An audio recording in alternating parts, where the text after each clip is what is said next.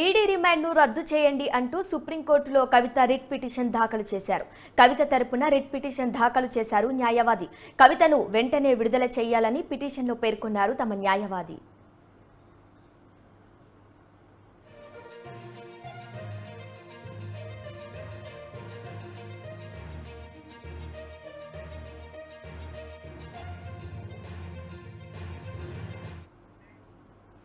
ED రిమాండ్ను రద్దు చేయండి అంటూ సుప్రీంకోర్టులో కవిత రిట్ పిటిషన్ దాఖలు చేశారు. ఇదే అంశానికి సంబంధించి మరింత సమాచారాన్ని మా క్రైమ్ బ్యూరో చీఫ్ కృష్ణ అందిస్తారు. చెప్పండి కృష్ణ.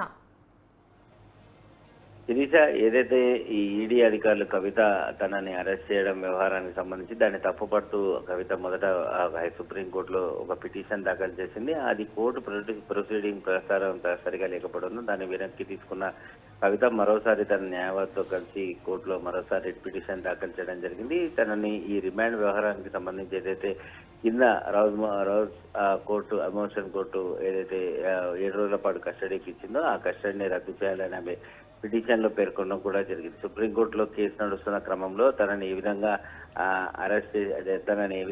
అరెస్ట్ చేశారు, సుప్రీంకోర్టు గైడ్ లైన్స్ అనేది పాటించకపోవడం, అంతేకాకుండా కోర్టు ఇచ్చిన ఆదేశాలకు విరుద్ధంగా ప్రవర్తించడం. సో ఇంతేకాకుండా ఒక మహిళని చూడకుండా చాలా దురుసుగా ప్రవర్తించి అర్ధరాత్రి పూట తనని ఢిల్లీకి తీసుకురావడం, ఆ తర్వాత ఈడీ కార్యాలయంలో రాత్రంతా పెట్టి తనని చాలా ఇబ్బందుల పాలు చేశారంటూ ఆమె సుప్రీంకోర్టులో ఇచ్చిన పిటిషన్ లో ఆమె పేర్కొనడం కూడా జరిగింది. ఈ రౌస్ కోర్టు ఇచ్చిన ఈ రిమాండ్ ని వెంటనే రద్దు చేసి విచారణ అనేది చేపట్టాలి, దానికి ప్రత్యేకమైన విచారణకు ఆదేశాలు జారీ చేయాలని చెప్పేసి కూడా ఆమె కోర్టులో కోరడం జరిగింది. దీనిపైన సుప్రీంకోర్టులో వాదనలు జరుగుతున్నాయి. మరో పక్కన ఈ లిక్కర్ స్కామ్ కేసు వ్యవహారానికి సంబంధించి ఏదైతే ఈ రౌస్ కోర్టు లో విచారణ జరుగుతుందో ఆ కేసు వ్యవహారానికి సంబంధించి న్యాయమూర్తి నిన్న బదిలీ కావడం అనేది కొంత చర్చనీయాంశంగా మారింది.